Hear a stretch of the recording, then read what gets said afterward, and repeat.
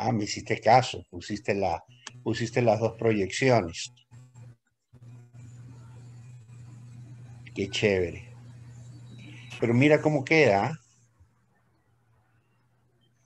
Queda vacancísimo. Y aquí están suponiendo que muchos venezolanos van a regresar.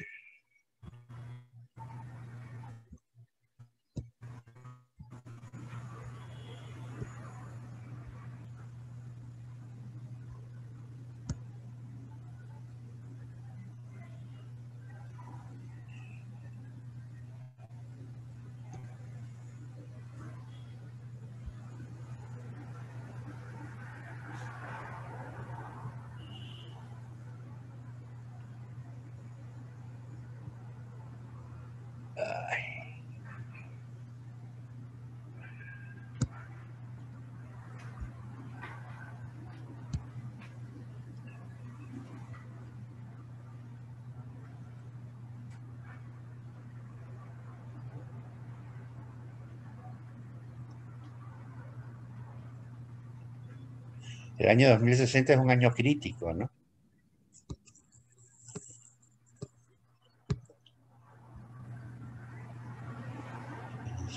No sé.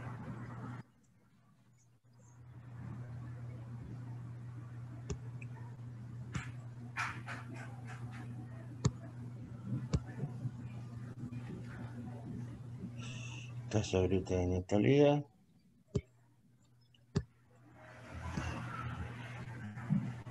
En el mercado laboral.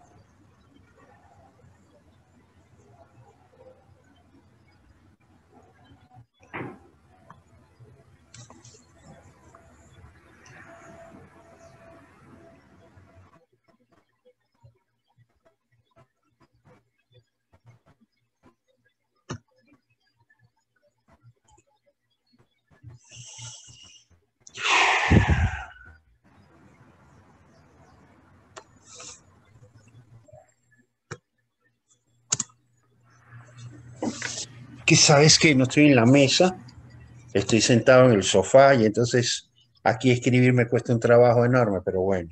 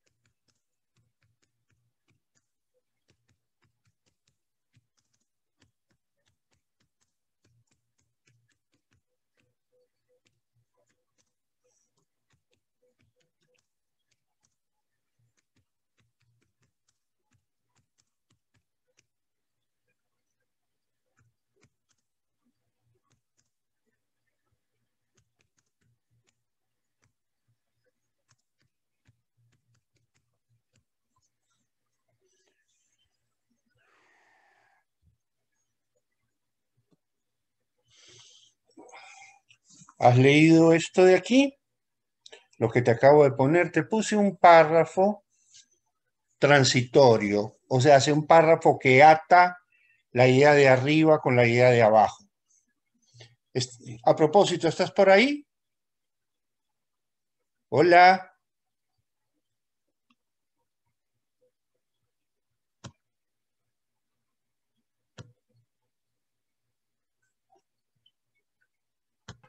Listo, seguimos entonces. A ver, volvamos. Aquí me atreví a ponerte un párrafo. Eh, Te lo puedo pedir que tú lo escribas.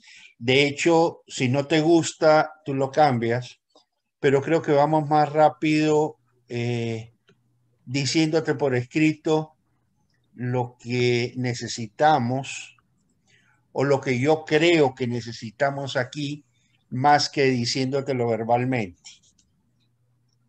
Te lo explico de otra manera. Políticamente se le da muchísima importancia al desempleo. ¿Ok? Siempre el indicador que políticamente se anota es el desempleo.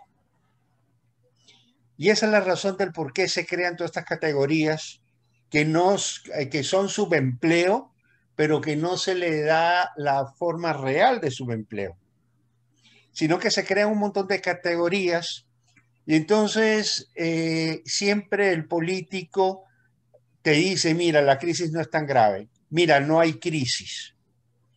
De hecho, los últimos años que yo estuve en el gobierno pasado, prácticamente se nos prohibió hablar de crisis. Esa palabra crisis tuvimos que borrarla del vocabulario, porque el país no tenía crisis y el país estaba viniendo abajo y no había crisis. ¿Ya? ¿Y por qué? Porque miren que el subempleo, porque miren que el desempleo ha aumentado, pero es mínimo. Seguimos siendo el país con el menor desempleo de Sudamérica. Entonces, es importante resaltar que lo que significa el desempleo y por qué es que el desempleo no aumenta. Porque las personas son seres con necesidades. ¿Ok? Tú tienes que comer todos los días. Me explico. Y si tienes familia, tu familia tiene que comer todos los días. Entonces, tú no puedes quedarte en el desempleo que significa no hacer nada, no tener ninguna actividad que te produzca ingresos, mientras no tienes un empleo formal. Tú tienes que salir a hacer algo. Te pones a lavar carros, te pones a barrer, buscas los vecinos que tienen perro y le cobras por salir a pasear con los perros, o cortas el césped de los vecinos, o le lavas el carro, haces cualquier cosa con tal de poder llevar comida a tu casa. ¿Me explico? Entonces, en realidad no existe una permanencia muy grande de las personas en el desempleo. Una persona perdió su empleo, cobró su liquidación y estará en la casa 1 o 2 días pensando qué hace. De ahí en adelante sale a ver qué es lo que hace. Compra cuadernos y los va a vender a la puerta de un colegio, o invierte su liquidación haciendo empanadas y va y las vende a sus propios compañeros, o hace lo que sea. ¿Me explico? Pero comienza a producir ingresos de alguna manera, porque no puede esperar. Entonces, el paso por el desempleo es transitorio, muy transitorio en la mayoría de los casos. Y en ese sentido es que tú ves que cuando baja el empleo formal, no es que el desempleo sube, lo que aumenta es el subempleo, que es el que absorbe el desempleo que se produce. Por eso es que yo te he insistido tanto cuando hablamos de las crisis de empleo, de no mirar el desempleo, porque el desempleo no nos dice nada. Lo que nos dice es la trayectoria o el movimiento, ese movimiento marginal que tú vas viendo entre empleo formal y subempleo, metiendo entre la categoría de subempleo todas las demás categorías que a partir del año 2007 se crearon simplemente para también quitarle peso al subempleo. ¿Ya? Entonces, cuando tú le quitas peso al subempleo, tú no ves ese movimiento, tú no ves cómo se mueven las cosas. Cuando todo lo pones en la misma categoría, inmediatamente ves cómo eso que antes era empleo formal, de pronto emigra hacia cualquier lado. Y ahí podemos ver hacia dónde está emigrando. Por eso te pongo esta, ya te digo, eres libre de tenerla, mantenerla, modificarla, ponerla en tus palabras como tú quieras. Okay. Aquí lo que te he puesto, sin embargo, el desempleo puro parece ser el menor de los problemas que evidencia la estructura productiva del país. Esto es tuyo. Yo aquí lo único que te puse fue puro para diferenciarlo de otros tipos de desempleo que están absorbidos por el subempleo. Basta con situarse en la tasa de empleo pleno registrada en el año 2014 para evidenciar cómo, pese a representar una de las etapas más prósperas de la economía ecuatoriana, apenas el 49% de la población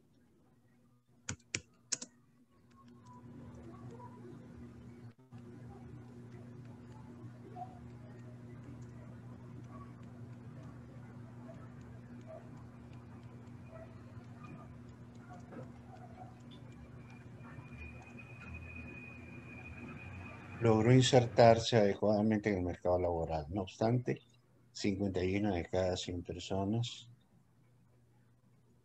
tuvieron que asumir su rol de agentes productivos desde la cancha de la informalidad. Me encantó eso de la cancha. ¿Ya? Y venimos.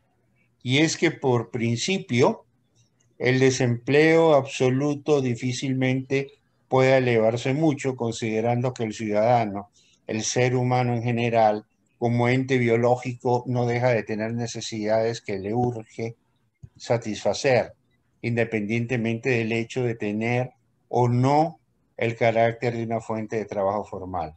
En este sentido, frente a situaciones de crisis que afectan y reducen el empleo pleno, el tránsito del empleo formal hacia el subempleo, en cualquiera de sus formas, se produce de forma natural, afectando solo marginalmente los índices de desempleo, enmascarando tras los leves movimientos de tal indicador la gravedad de situaciones que sí podemos percibir en índices de empleo pleno, como en el tránsito del pleno empleo hacia diferentes formas de empleo, de, de empleo no pleno. Uy, aquí empleo. Bueno, aquí hay una serie de redundancias. Púlelas, ¿ok?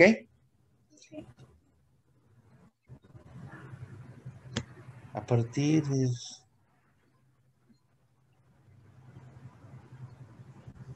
Aquí tenemos que quitar esto.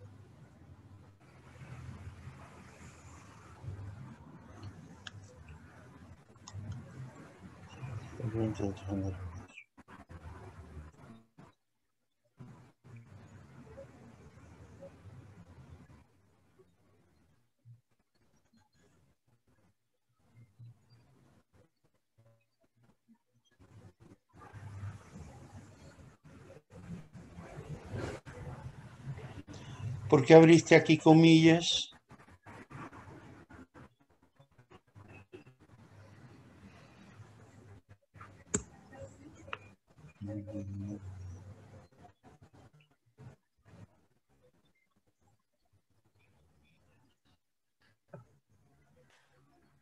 No, yo no sé eso.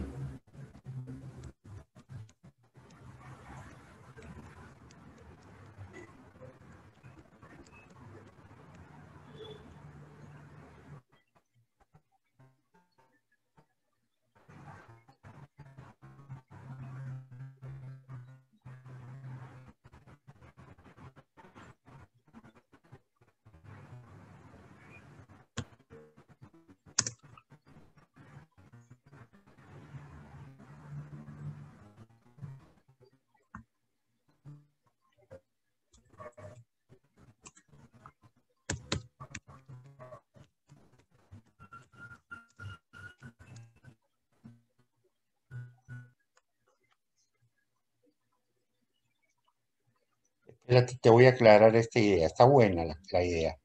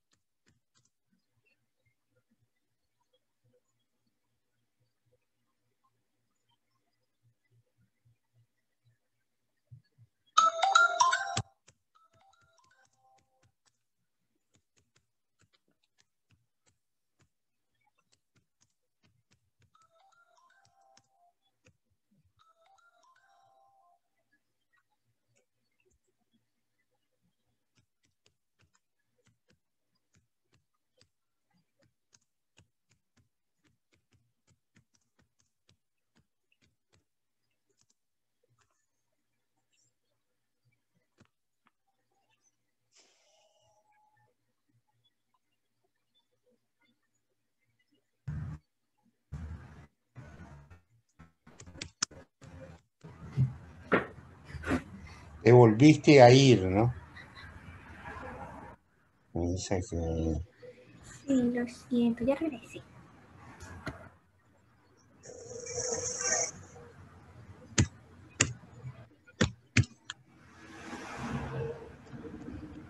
usar la palabra de un amigo.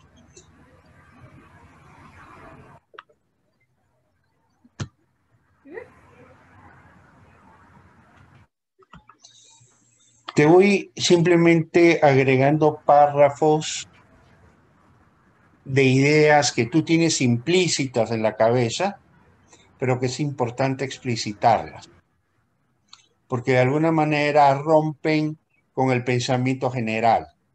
Entonces hay que decir por qué rompen con el pensamiento general. Porque el desempleo normalmente lo vemos como un problema social y no lo vemos como un problema económico. ¿Ya? Y el desempleo es un grave problema de desperdicio de recursos productivos. Y no te pongo otro elemento más porque lo complicamos más, pero tú sí debes de tenerlo en la cabeza, que además de ser un recurso productivo que está ocioso o mal utilizado, es un recurso productivo que no es renovable, que lo perdiste y listo, que se está agotando. Fíjate, hablamos del agotamiento del petróleo. El ser humano también se está agotando. La población de reemplazo es cada vez más baja.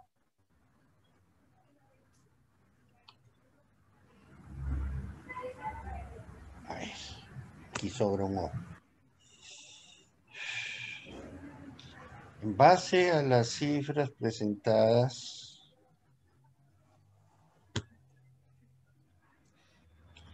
surgen las siguientes dudas. A ver, ¿qué tienes acá abajo? No puedo ponerlo como punto aparte.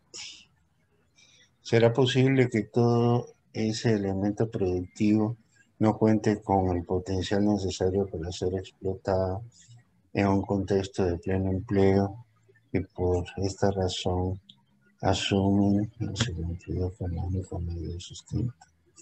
¿O acaso la inexistencia de políticas serias de Estado en pos de construir, en pos de la construcción de una estructura laboral sólida que genere empleos productivos ha incidido en el desperdicio?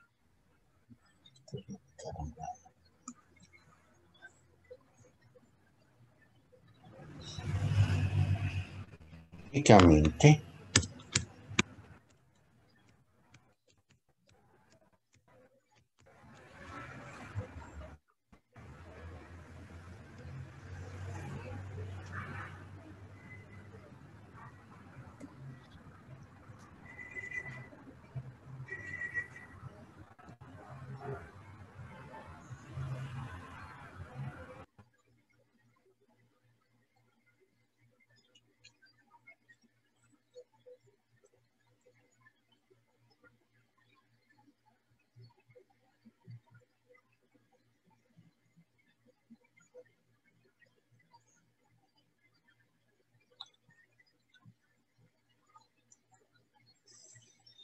te voy a poner aquí algo, pero tienes que hacerlo en el gráfico, en el gráfico original.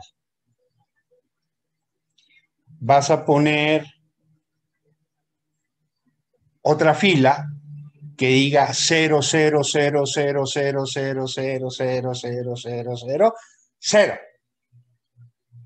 Una fila de puros ceros. Esa fila de puros ceros la vas a poner en el eje secundario del gráfico.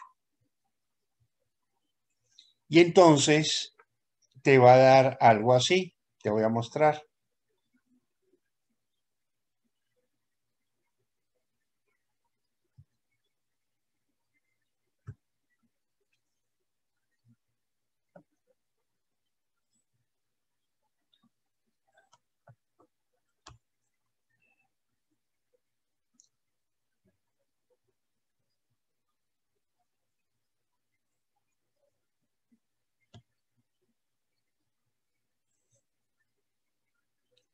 Te podríamos ponerle negro.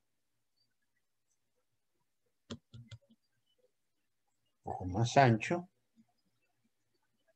¿Eh? Y si quieres, podríamos ponerlo como punteado. Tú decides, tú eres mujer, mi vida. Los machos no tenemos gustos estéticos, salvo en materia femenina.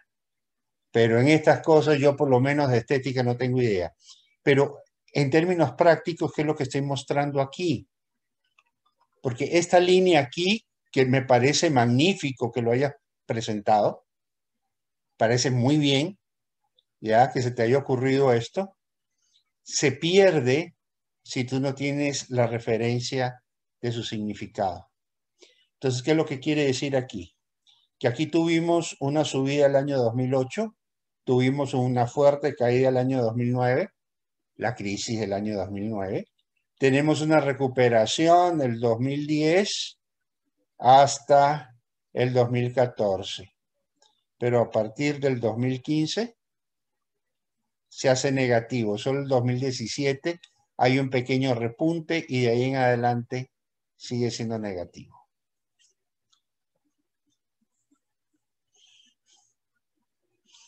Para que este gráfico tenga significado, tienes que resaltar esta parte de aquí. ¿Ok? Entonces te lo dejo así marcado. Te lo dejo así, pero ponlo en el gráfico, porque si no esa raya se te va a estar moviendo. Tú mueves el texto y se te va a mover esa vaina independientemente. Se observa una tendencia de crecimiento del empleo adecuado, si bien positiva en términos absolutos, negativa en términos relativos, ya que en promedio el número de pobladores con empleo pleno ha crecido menos del 2% anual, evidenciándose un crecimiento importante en el año 2010.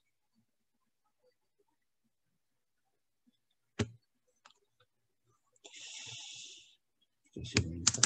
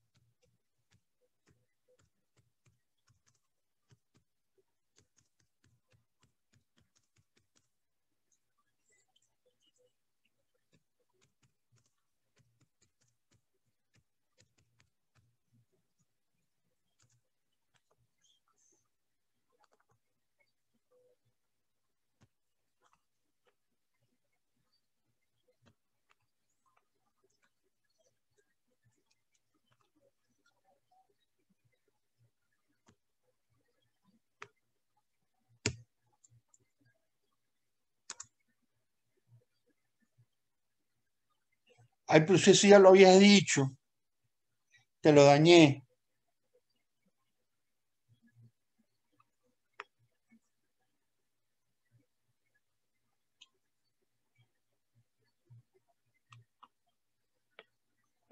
Te borro todo esto.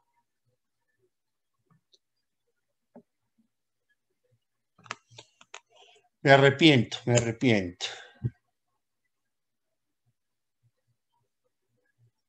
Ah, bueno, que ahí me falta igual especificar lo de los precios.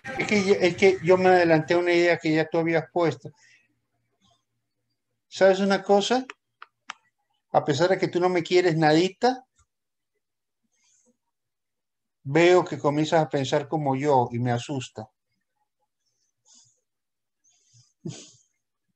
¿Sí te diste cuenta que lo que escribí era exactamente lo mismo que tú habías escrito? Pero asumí que no lo habías hecho.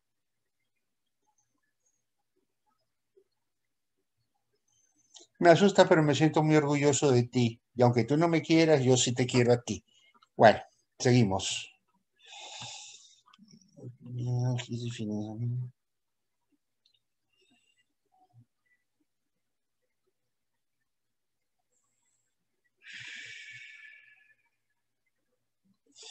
El empleo adecuado en general.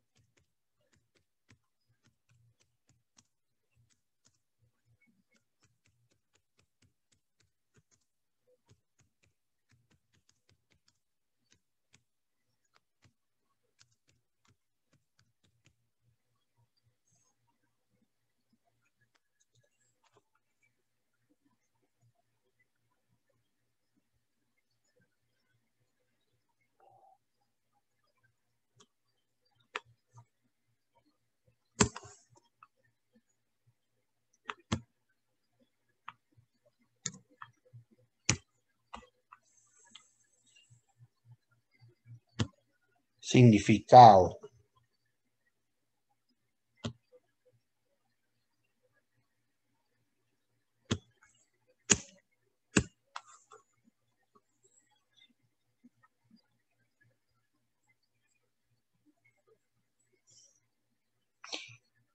Me imagino que esta cifra debe estar más o menos en 8.500.000, 8.700.000.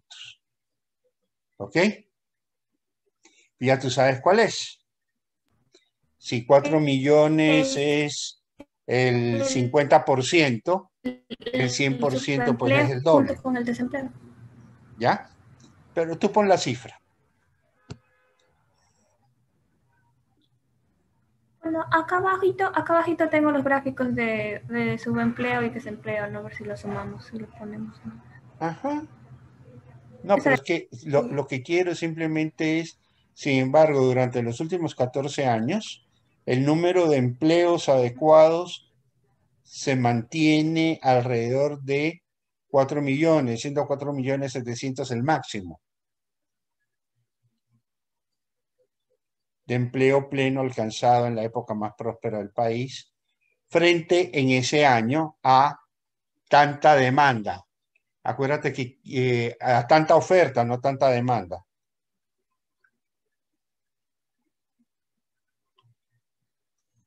La oferta laboral, esto es oferta, no es demanda.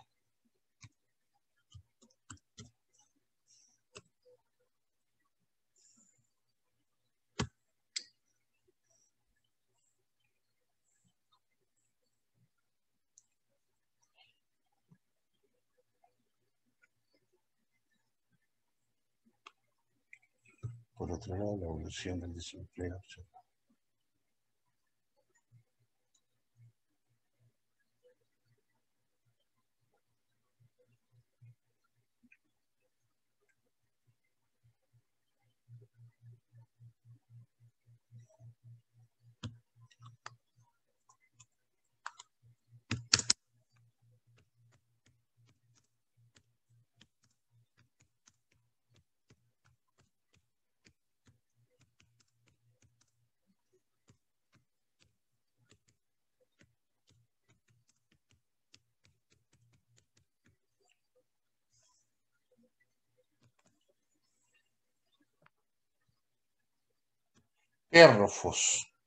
Párrafos.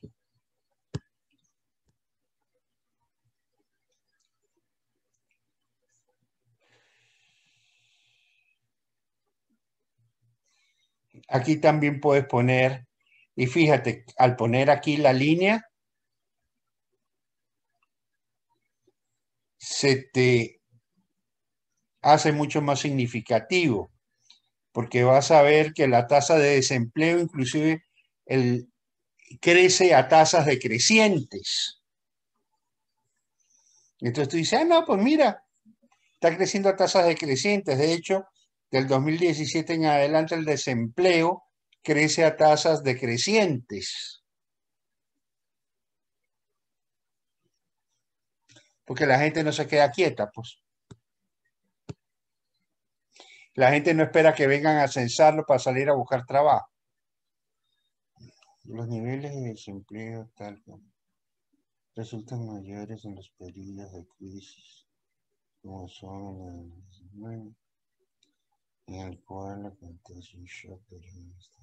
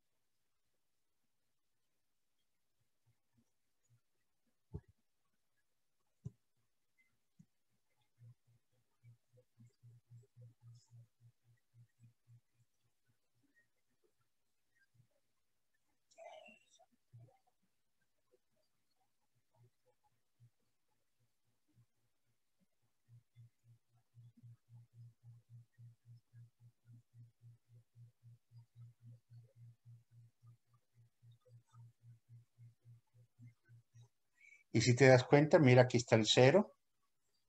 Este está vacancísimo.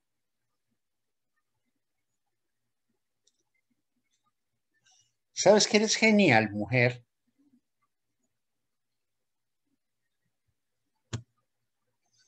Eres genial. Me encanta este gráfico tuyo. Estos gráficos que tú has hecho me encantan.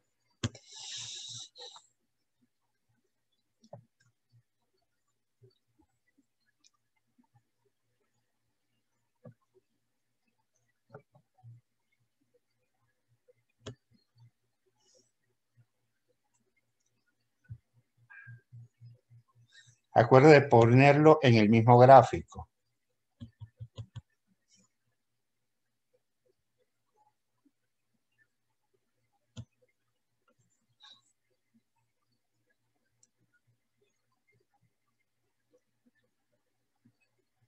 Mira,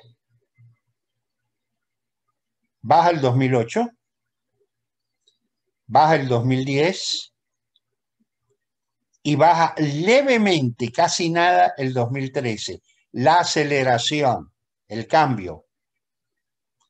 En todo lo demás, mira cómo crece.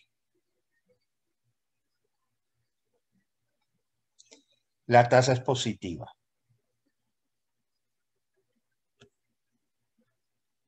Es la categoría que más crece.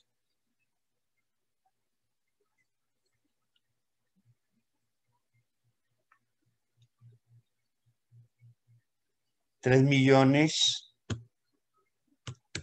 de potenciales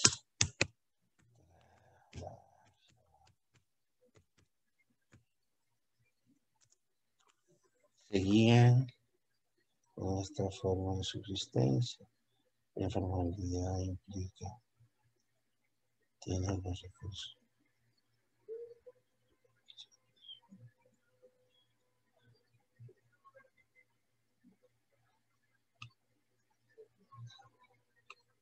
No hablemos de rentabilidad. No hables de renta. Hablemos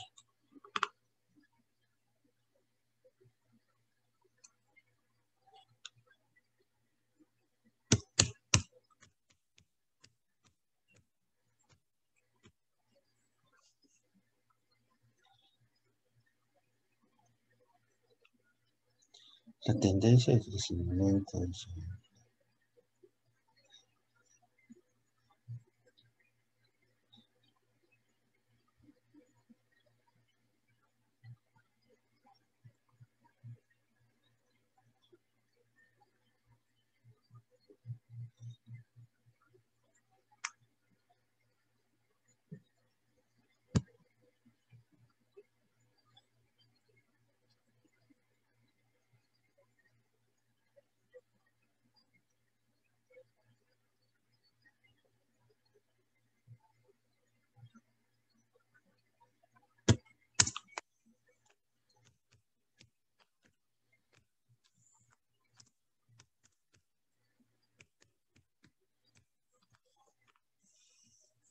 Ya son más de 5 millones.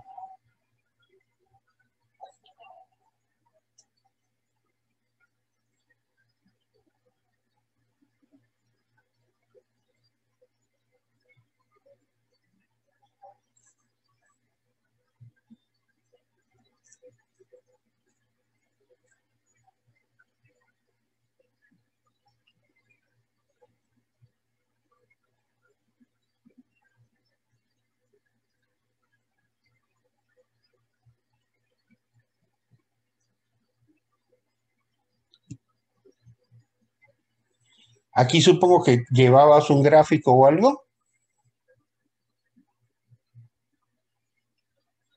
Si ves el espacio que hay acá. No te oigo, chiquita.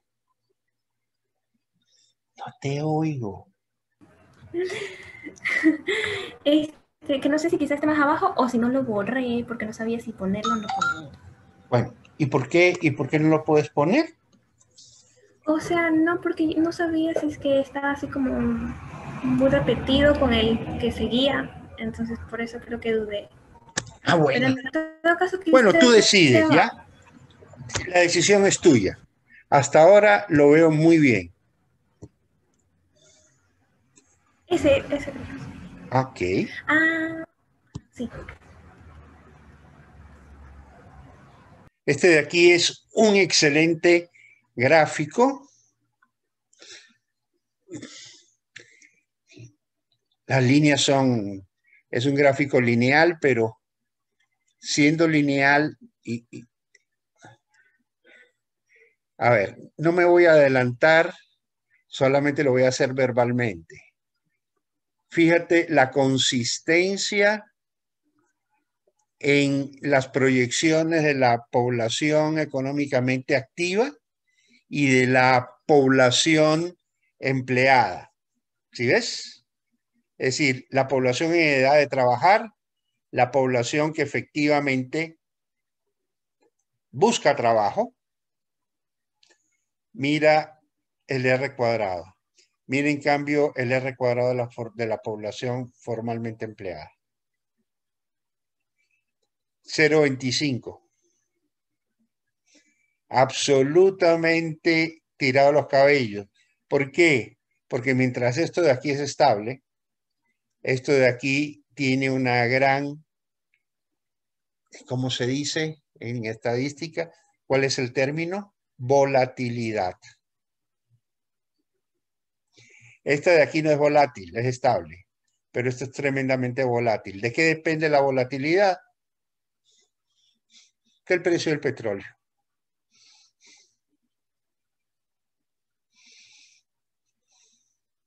Esencialmente. Mira, precio del petróleo se estabiliza y comienza a subir, sube el empleo. Mira aquí este crecimiento. Aquí, precio del petróleo cae, cae esta vaina. Mira acá. Sube, sube, sube, sube. Cae el petróleo, baja, baja, baja, baja. Aquí ya no solamente es petróleo, aquí ya es la crisis estructural. Aquí ya estamos hablando de una crisis estructural. Que eso es importante que la tengas en tu mente. Si quieres escribirlo, lo escribes. Es más, podrías escribirlo, pero hay que ver los pros y los contras de hacerlo. que la tesis no se te haga muy larga, pero es importante tenerlo. ¿Por qué? Porque el problema de la economía ecuatoriana es un problema que empieza como coyuntural, pero termina siendo estructural. ¿Ya? A principios del siglo, y aquí lo tienes, tú tenías una cierta estabilidad en el empleo, con precios de petróleo más bajos de los que tenemos hoy. ¿Por qué? Porque teníamos un Estado más reducido. No había déficit fiscal. Y entonces la economía era más estable. Aquí, a pesar de que el precio del petróleo está subiendo, creo que ya pasó los $60, si no me equivoco, el problema no se resuelve. Porque tenemos un problema fiscal salvaje, no solo por el tamaño del Estado, sino por todo el endeudamiento que armamos de aquí hacia acá. Que ya son compromisos del gobierno. Ya el gobierno no está para educar, ya no está para sanar, ya no está para nada de eso. Ahora el gobierno está para pagar deudas. Entonces, aquí que la deuda era baja, había plata hasta para ahorrar. Aquí, por más que se recorte el tamaño del gobierno, por más que se recorte el tamaño del Estado, hay un valor fijo que ha venido creciendo desde los últimos años, especialmente desde el año 2008, que son los compromisos internacionales. Al principio la plata llegaba, ahora la plata tiene que empezar a salir. ¿Ya? Entonces, cada vez, como este problema empezó a generarse aquí, no fue que se empezó, no era que en ese momento había que resolverlo. En ese momento el problema estaba controlado. El problema es cuando el Estado comienza a crecer, comienza a absorber, comienza a ganar tamaño, ¿ya? Dependiendo del precio del petróleo. ¿Te acuerdas del mal holandés?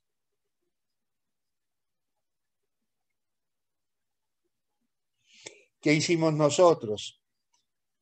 Los sectores transables empezaron a perder importancia en el PIB. ¿Qué sectores empezaron a ganar importancia? Los no transables. Y entre los no transables, los del sector público.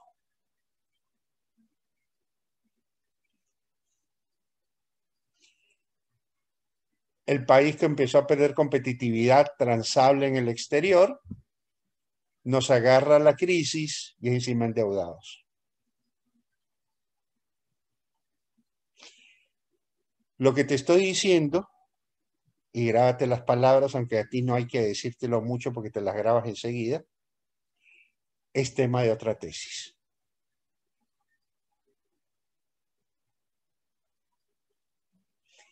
Y ya ese será tu tesis doctoral. El mal holandés en la crisis estructural ecuatoriana. 2007-2020. ¿Te gusta el tema? Bueno, espero tener vida para escuchártelo exponer. Y espero que te acuerdes de mí. Esa es tu tesis doctoral. Pero ya eso es otro tema, pero es importante que lo tengas en mente. Si te hacen alguna pregunta, que nunca falta el que te haga la pregunta, tú dices, a ver, mi tema es este. Lo que usted está diciendo ya corresponde a otro tipo de temática. La respuesta se la puedo dar en estos términos. Una crisis que empieza siendo coyuntural va adquiriendo forma estructural, que es lo que tenemos hoy. Eso se puede explicar a través de la teoría del mal holandés, pero esa no es mi tesis en este momento. Si quiere podemos hablar de ella, pero solo tengo 20 minutos para hablar de mi tema. Mira, cha, cha, cha, cha. ¿Ok? Y eso espero, que me los cachetees a toditos. ¿Listo?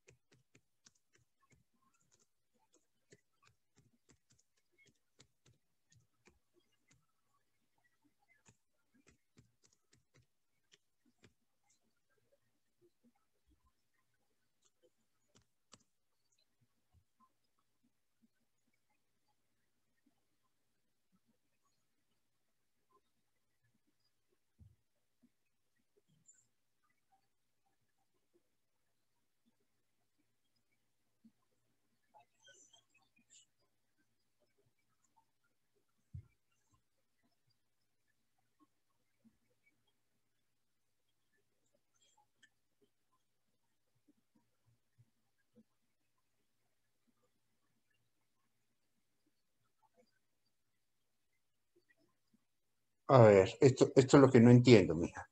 Aspirando a que el crecimiento anual.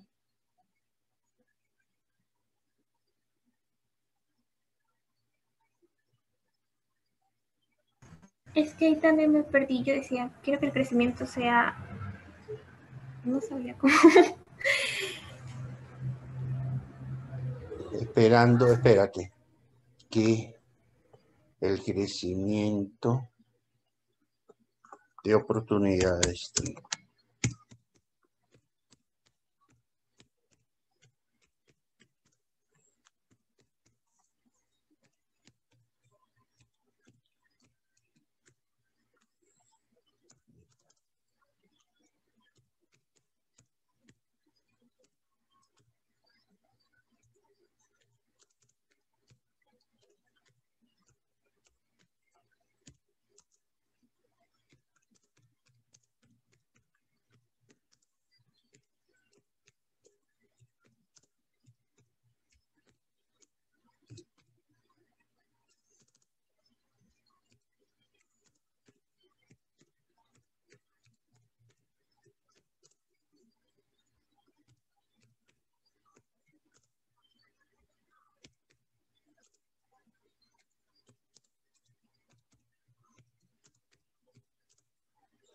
¿Qué porcentaje tú le pusiste?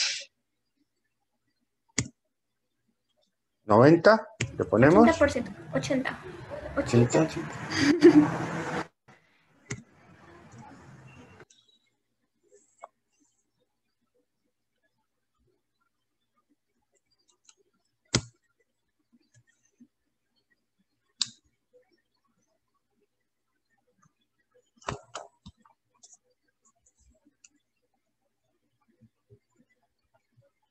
¿Y por qué me quedó en rojo?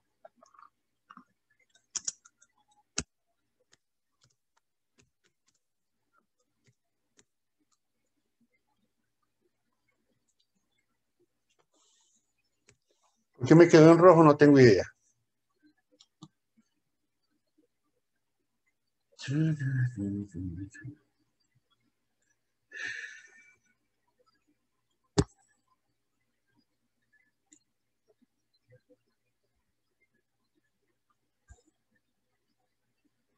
La situación, no pongamos política, sino situación actual.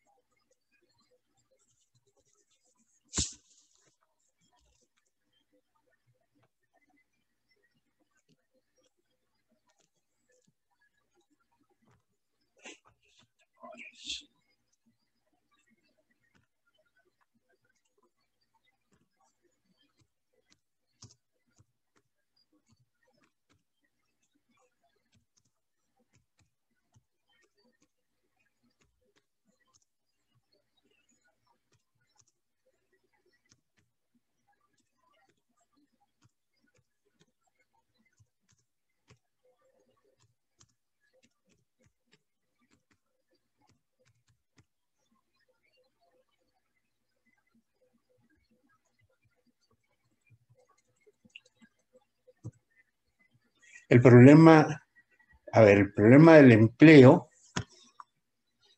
enfócate en algo.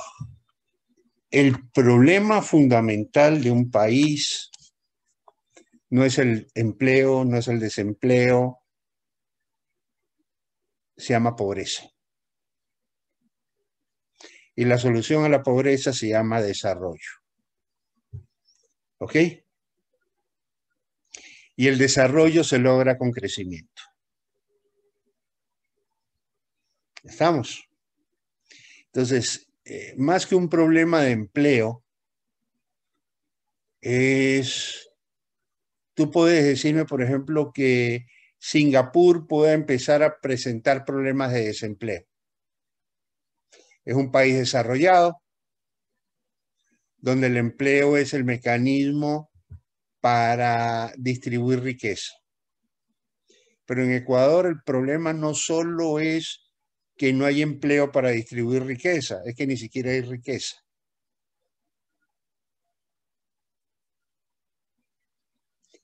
Lo que significa que es un país pobre. ¿Ya? Entonces, por eso esto que tú hablas, que el empleo es uno de los principales problemas, no. El principal problema es la pobreza. El empleo es una arista que refleja la pobreza, pero también es un soporte que impulsa el desarrollo. ¿Ya? Observa cómo tú has enfocado, y me encanta cómo lo has enfocado, el problema del desempleo no es un problema de las personas, es un problema del país. ¿Ya? No es el problema del que no tiene trabajo, es el problema de un país que no crece y que necesita de ese trabajador para poder crecer, para salir de la pobreza. ¿Ya? Entonces,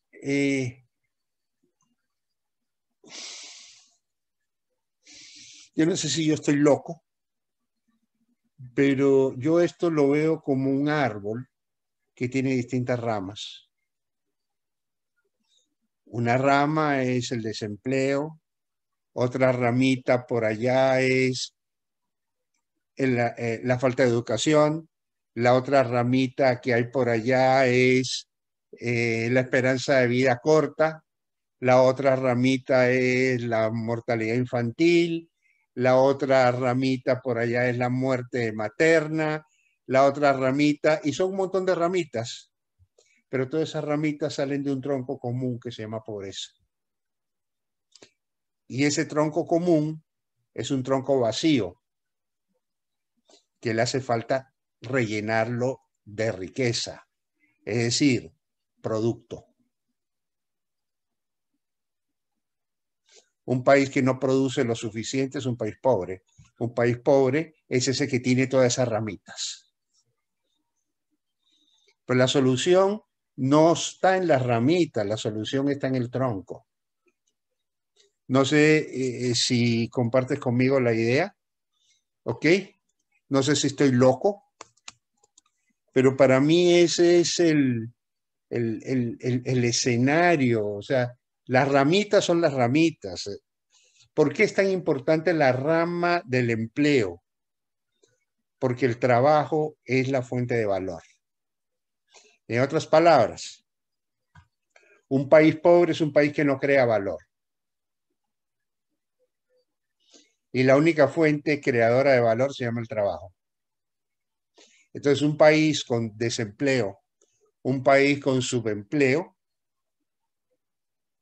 un país con baja productividad en el empleo, es un país per se pobre.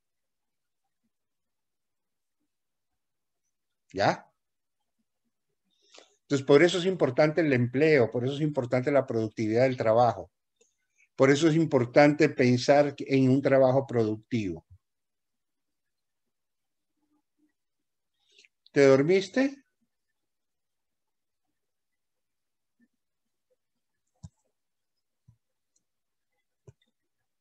La creación de empleos.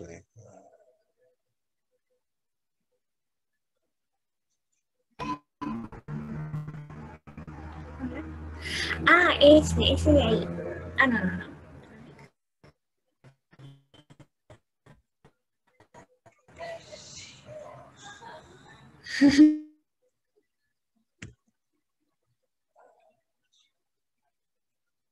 Productiva. Ponle, cuando hablas de inversión, ponle apellido.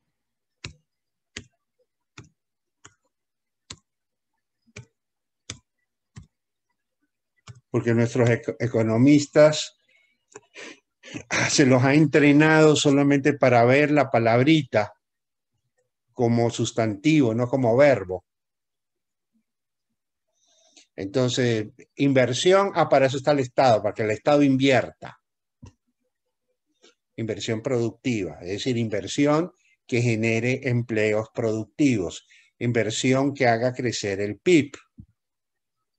Elementos para los cuales se usa muchas. La creación de empleos.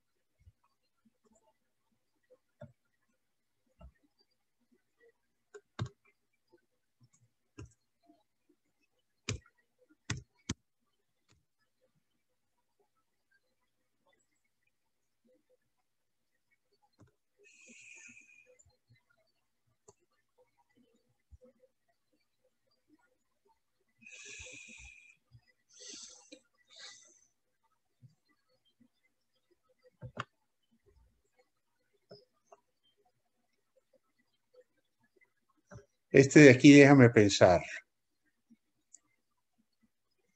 O sea, entiendo lo que tú estás diciendo.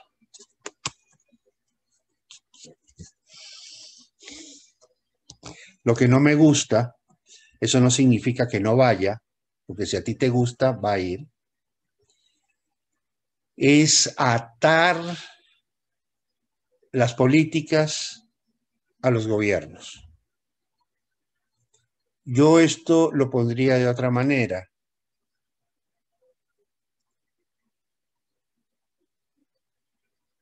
Este no es un problema que se resuelve en 4 años. No es un problema que lo resuelve un gobierno. Es un asunto que tiene que responder a políticas de Estado. ¿Qué cosas son políticas de Estado? Son políticas que no se modifican independientemente de la tendencia que pueda tener un gobierno. ¿Por qué? Porque entonces estaríamos diciendo, entonces lo que quiere decir es que se necesita que una misma persona gobierne durante 6 periodos y llega al 2040 el mismo presidente que se elija el 2020. No, esa no es la idea. La idea es que gobierne quien gobierne, el país tiene que funcionar. Al país no lo hace funcionar el gobierno, al país lo hace funcionar sus habitantes, las familias, las personas, los trabajadores, las empresas. El gobierno solo es un administrador, no es el que genera. ¿Ya? Por eso yo sé que lo que tú estás planteando responde de alguna manera a la visión que ustedes siempre han tenido, pero aquí le estamos asignando al gobierno una función que no le corresponde. El gobierno no es el que tiene que generar. Las políticas no las tiene que generar un gobierno en particular. Las políticas son de Estado. Generalmente esas políticas deben de estar en la Constitución. En algún momento, claro, no quiero que te me traumatices por lo que te estoy diciendo, ¿ya? Pero si nosotros mantenemos la Constitución como la tenemos, esto no va a funcionar nunca. Hay cosas, por ejemplo, que el gobierno actual está haciendo al apuro y que se lo pueden tumbar en cualquier momento. Modificar el Código Orgánico y Financiero para darle autonomía al Banco Central.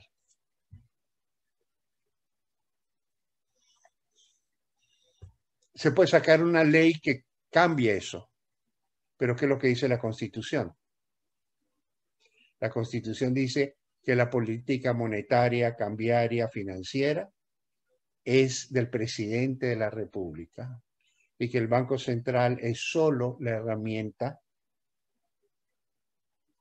ejecutora. Pero quien toma las decisiones no es el banco, es el presidente.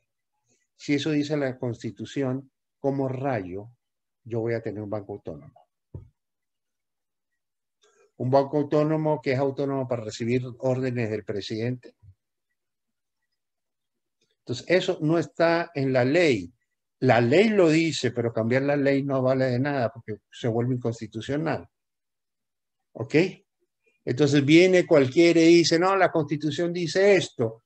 ¿Es importante el cambio? Es importantísimo ese cambio. Es importante que el Banco Central retome su autonomía. Es necesario que el Banco Central retome la autonomía. ¿Es constitucional que lo tenga? No, la Constitución dice que todo lo que hace el Banco Central corresponde a la política del presidente. Entonces, aquí el problema no es que los próximos presidentes tienen que ser el mismo o que tienen que seguir lo mismo. Aquí el problema es que quien determina la política precisamente es el presidente. Y al presidente hay que quitarle eso, no darle, sino quitarle. Quitarle esa competencia. Porque en la medida que tenga esa competencia, vamos a seguir las mismas. No te lo quiero complicar. Si tú quieres dejarlo así, lo dejamos así. Pero... No me escucho. ¿Seguro que no me escuchas? Pero tengo el micrófono Hola. encendido. Ahora, ¿yo qué me hice por acá? ¿Yo qué hice? Ya, ay, no la escuchaba. Ya, ahora sí. ¿Ya? Ah, me tenías callado.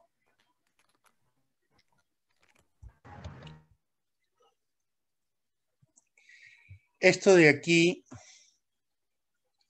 por eso te lo digo, si tú quieres lo dejas. Al fin y al cabo es lo que ustedes les han enseñado. Pero mira, ¿qué es lo que ha obligado, por ejemplo, en Chile y por qué es la bronca contra la Constitución chilena que la quieren tirar abajo? Y que ya en un plebiscito ya dijeron que no, que necesita una nueva Constitución. ¿Por qué? ¿Por qué, a pesar de que Chile ha tenido durante más de 20 años gobiernos socialistas, las políticas han seguido? Porque las políticas están en la Constitución. Y esa es la bronca que le tienen a la Constitución chilena. Porque en Chile quieren hacer lo mismo que en Ecuador, que el gobierno empiece a hacer política, cuando en Chile está prohibido. La política ya está determinada. ¿Ya? Y esa política no se la puede cambiar porque está en la Constitución. Yo sé que lo que te estoy diciendo te complica el panorama un poco. ¿Ya? Pero no es un problema de gobierno. es un problema de constitución. Si tú ves, por ejemplo, constituciones como es la Constitución suiza, tú te vas a ver con que el gobierno tiene las manos amarradas. ¿Qué puede hacer el gobierno suizo en materia económica? Nada. Nada. Así, con todas las palabras. Nada. Y eso es lo que ha hecho que Suiza, un país tan estable y uno de los países más ricos del mundo, con el índice de desarrollo humano más alto que ningún otro país en el mundo tiene. Un país donde no hay pobres. Un país donde el salario mínimo son $4,000 mensuales y donde el salario promedio de los suizos está en $80,000 anuales.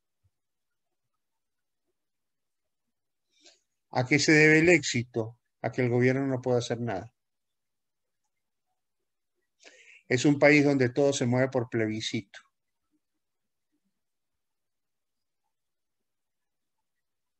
¿Tú sabes cuál es la capital de Suiza? ¿Te acuerdas? De Suiza mismo. No tiene capital. No existe, es un país que no tiene capital. Berna es la sede del gobierno. El gobierno lo componen 7 personas de los distintos partidos políticos del Parlamento. No es de un solo partido. Las decisiones se toman por unanimidad. Es decir, pon tú de acuerdo a 7 personas que tomen decisiones por unanimidad cuando piensan totalmente distinto. Pero además sus decisiones no se pueden ejecutar si el pueblo no las acepta por plebiscito.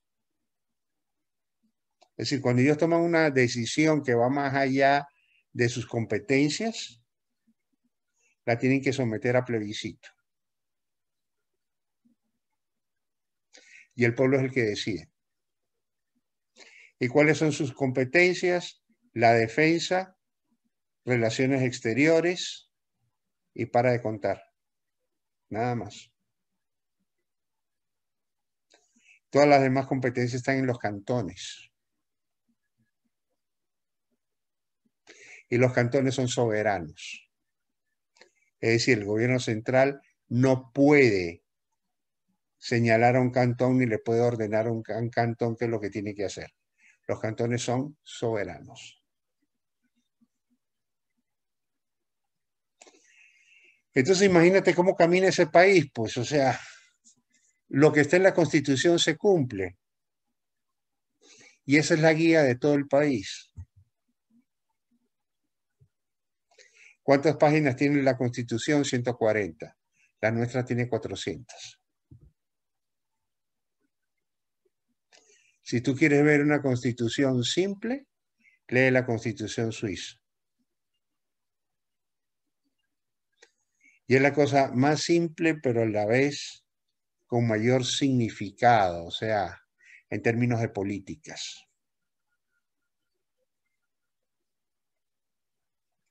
¿Ya?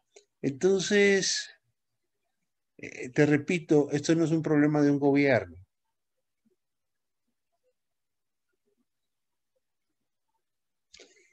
Es un problema de constitución, es un problema de mentalidad. ¿Qué dice la Constitución nuestra? Que el Estado es todo. Que toda la economía tiene que girar en torno a la planificación del gobierno. ¿Qué es una economía planificada? ¿Qué significa una economía planificada? Una economía donde el gobierno dice hasta cómo tenemos que respirar.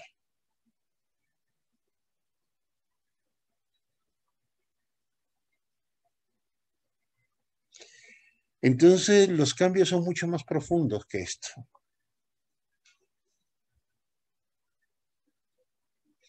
No es solamente un pacto social, que en algún momento yo te dije, las cosas van más allá de un pacto social. Es un pacto social que se cristaliza más que en las competencias que se le da al gobierno, en las competencias que al gobierno se le quitan.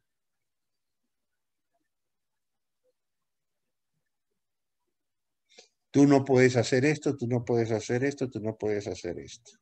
Porque en el momento que comienzas a hacerlo, comenzamos con el dominó que se empieza a caer. Y la última ficha que se cae del dominó, ¿cuál es? La confianza.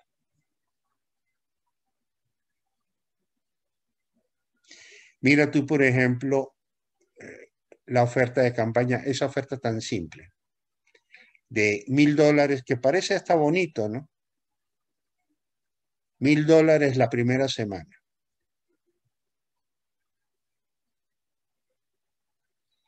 Uno se rasca la cabeza y dice, bueno, $1.000, qué chévere, ¿no?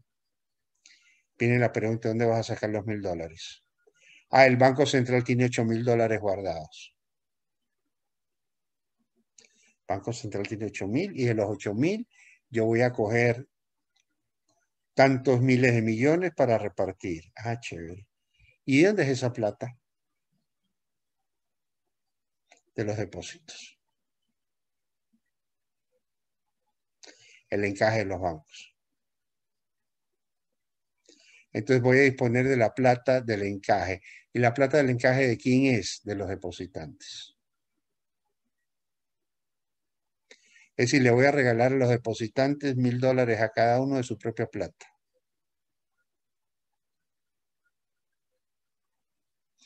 Pero ¿qué consecuencias trae eso cuando tú generas un desfase entre activos y pasivos? Ese desfase lo tienes que rellenar. ¿Con qué lo rellenas? Con una obligación del gobierno. ¿Redimible en qué? Si no tienes la plata para redimirlo.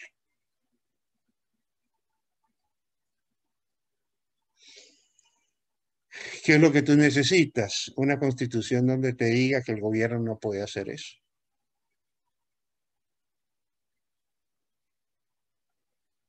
Que el gobierno solo puede hacer esto, esto, esto, esto, esto, esto, esto. Y lo limitas. Entonces, cuando tú lo limitas, matas todas esas ofertas. Al otro le contestas con la otra oferta. Yo voy a subir el salario.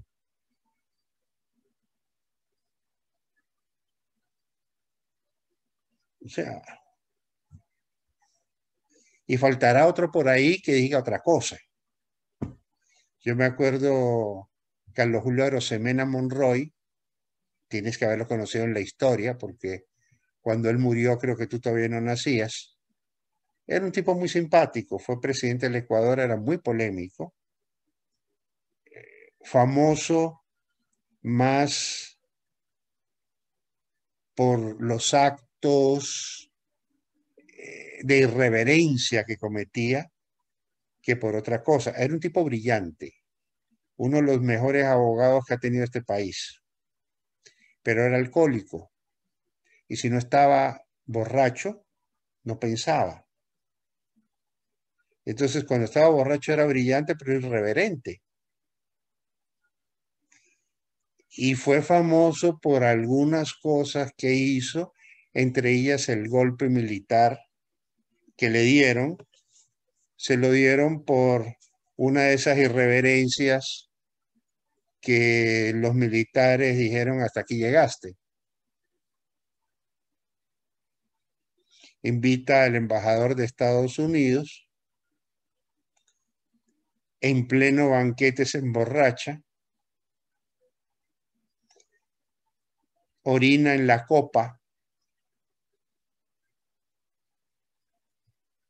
delante de todo el mundo y le dice al embajador, yo me cago en usted y en los Estados Unidos y en todos ustedes, en su borrachera.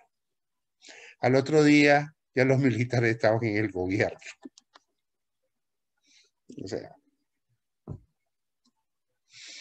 otra de sus anécdotas anécdotas de loco, viene el presidente de Chile, Alessandri, y Alessandri tenía fama de ser homosexual.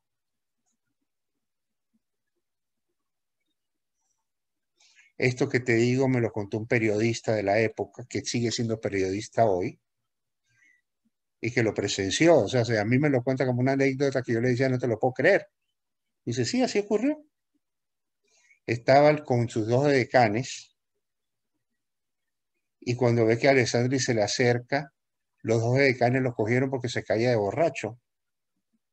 Y él dice, suéltenme que a este homosexual quiero cogerlo por atrás. Ya tú te imaginas las palabras que usó. Peleándose con los edecanes. Cuando el presidente Alessandri se le acerca, le dice, señor presidente, creo que usted está borracho. Y él le contesta, sí, todos mis vicios son masculinos.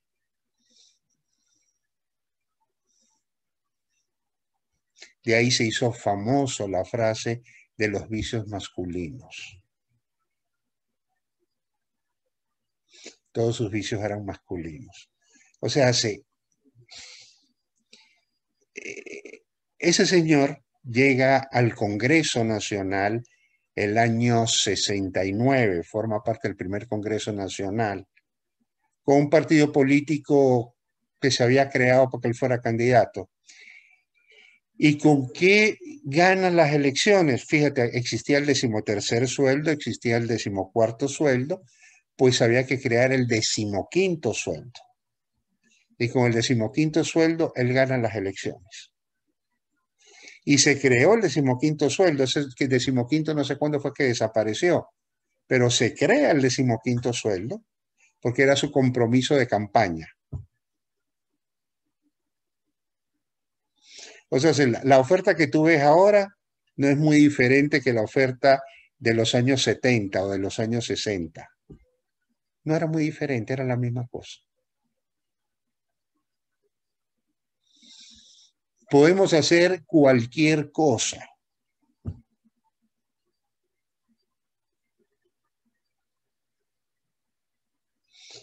La legislación suiza poco trabaja, no gana dinero tampoco, no tienen sueldo. ¿Por qué poco trabaja? Porque cada ley que ellos saquen tiene que ser aprobada por el pueblo. Ellos no pueden aprobar una ley.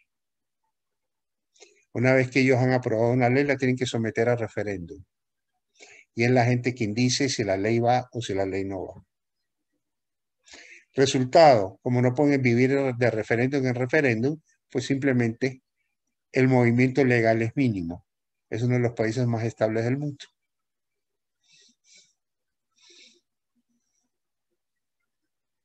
¿Yo para qué quiero tantas leyes? O sea, todos los días hablamos y todos lo resolvemos con leyes. ¿Ah?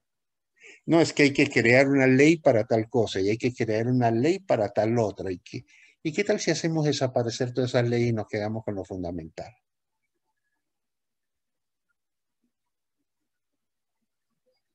Y punto.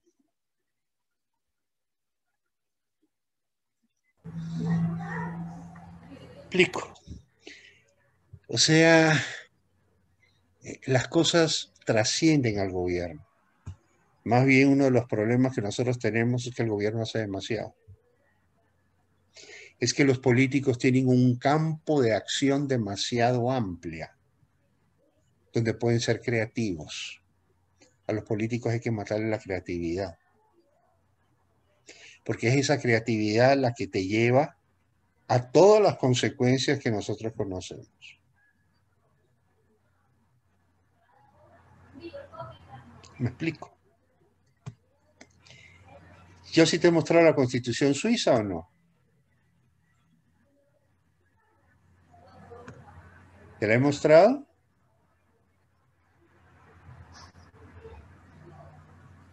A ver, déjame ver algo aquí. Sí, sí me ha mostrado. Sí te la he mostrado, ¿no? Bueno, mírala para que veas. Entonces, absolutamente limitado. Esto es lo que tienes que hacer, esto, de aquí no te me sales, de este libreto no te me sales. Nosotros cada 4 años tenemos borrón y cuenta nueva. Todo lo que se hizo los 4 años anteriores está mal hecho y vamos a hacer las cosas nuevas. Todos los años ocurre eso. Cada 4 años, el nuevo que llega acusa al anterior, borra todo lo que hizo y hace sus nuevas cosas.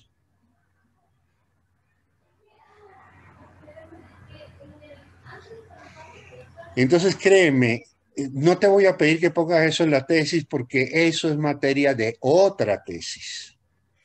¿Me explico? No, es que es un tema tan complejo que tú no le puedes dedicar un párrafo. Es un tema Sí. mucho más profundo. Yo me conformaría más que, yo puedo hablar, por ejemplo, lo que implicaría tantos periodos presidenciales asumiendo la actual estructura constitucional que tenemos. ¿Ya? Las dificultades que para lograr un acuerdo de esta naturaleza enfrenta el país es un tema de orden institucional y constitucional que bien valdría la pena un análisis propio de una tesis. Entonces ahí te van a preguntar y bueno, verbalmente puedes decir las cosas. Porque hablar de 4 periodos, entonces te van a decir, ¿y cómo nos ponemos de acuerdo?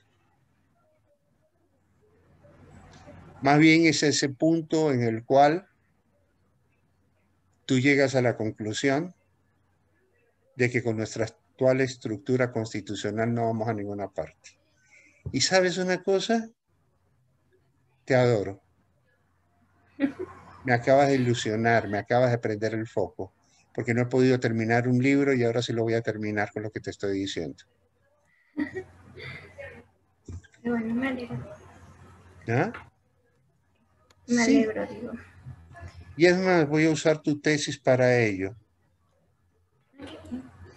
Quiero usar tu Quería igual, tesis para ello. Obviamente con quería, tu no nombre, sé, obviamente con tu nombre. quería comentarle igual algo de lo que usted decía, ¿no?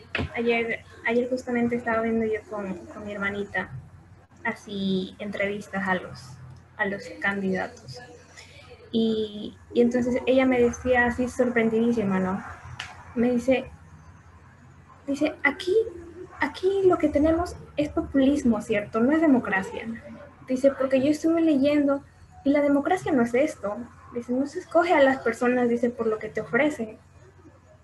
Y nada, me sorprendió que igual ella siendo así tan, porque todavía es pequeña, pues no sé, se asombrara tanto así de cómo, o sea, de lo mal que se ve eso, y ella decía así como que cómo se ponen a ofrecer cosas Es que así, no dice, parece que yo he estuviéramos eligiendo leído en otros. presidente, parece que estuviéramos eligiendo princesita de Navidad.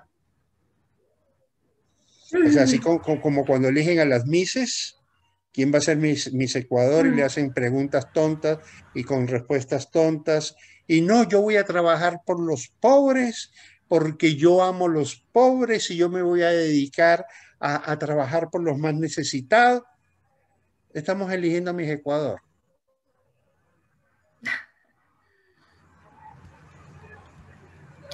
Por eso esas ofertas, cada vez que yo escucho hablar, ¿y por qué? Porque ese es el sistema. O sea, yo sé que no todos piensan de esa manera, pero lamentablemente tienen que actuar de esa manera porque es un baratillo de ofertas. Aquí es quien da más. Y aquí no nos importa el futuro. Y nadie conoce por dónde vamos, ni cuál es el futuro, ni qué es lo que va a ocurrir los próximos años si seguimos por donde vamos. A nadie le interesa eso, nadie sabe eso. Todos partimos del hecho de que esto no va a cambiar y que si el país ha cambiado y los problemas del país se han agudizado, es un problema del capitalismo, ¿O es un problema de los malos gobiernos? Y siempre tenemos esa respuesta. Y no nos damos cuenta que es que el país está cambiando. Que el país envejece y conforme el país envejece, los problemas del país cambian. Pero además que el país está envejeciendo por nuestra propia culpa.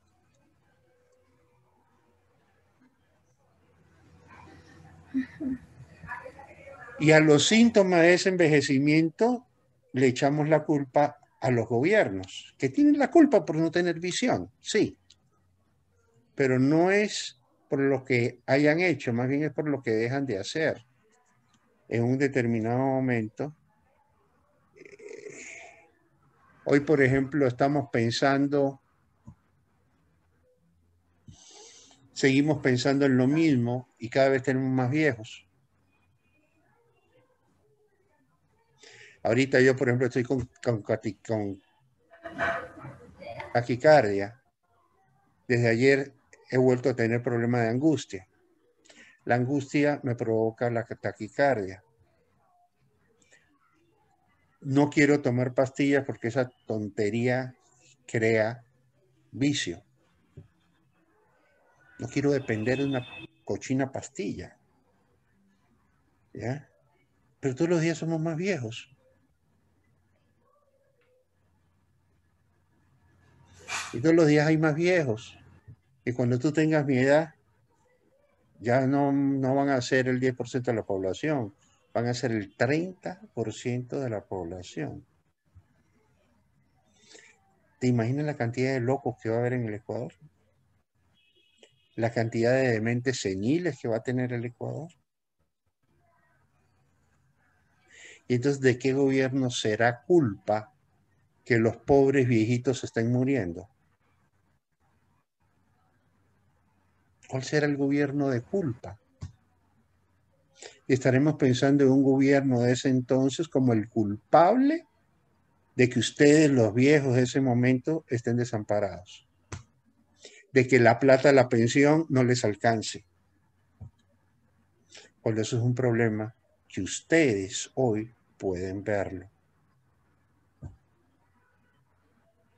Que cuando yo en la facultad he dicho, necesitamos enseñar demografía. No, necesitamos enseñar buen vivir, economía popular y solidaria, y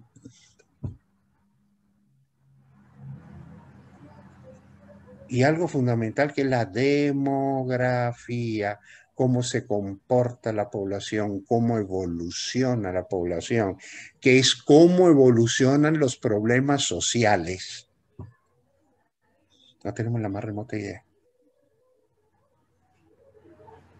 Y entonces ya tú verás el año 2060, 2070, que tú estarás viva, que tendrás 70 añitos, te vas a acordar de este viejito y te vas a acordar lo que te estoy diciendo ahora. Que la culpa de lo que va a estar ocurriendo en ese entonces va a ser la culpa de los jóvenes de hoy que no han tomado conciencia de qué es lo que está pasando en realidad. Y entonces te acordarás del baratillo de las ofertas presidenciales, donde descubrirás, como dice tu hermanita, que eso no es democracia, que eso es elección de princesita de Navidad o elección de Miss Ecuador. Porque es una parranda de ignorantes discutiendo tonterías.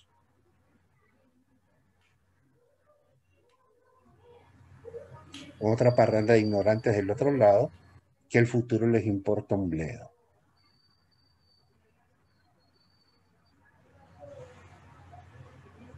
A mí lo que me importa es que gane Barcelona. O a mí lo que me importa es que triunfe Milei. Eso es lo importante de la vida. ¿Estoy loco? Estoy chiflado. Estoy chiflado. Reconócelo. Escogiste un chiflado para que dijera tu tesis. Oye, y viendo bien, no me peiné. Como salí de la ducha, Vine a prender el computador y recién me doy cuenta. Yo le iba a decir, yo ya tengo armadas mi presentación, no sé si... A ver. Corazón, ¿qué te parece si mañana nos volvemos a ver? A la misma A la hora. misma hora. Sí,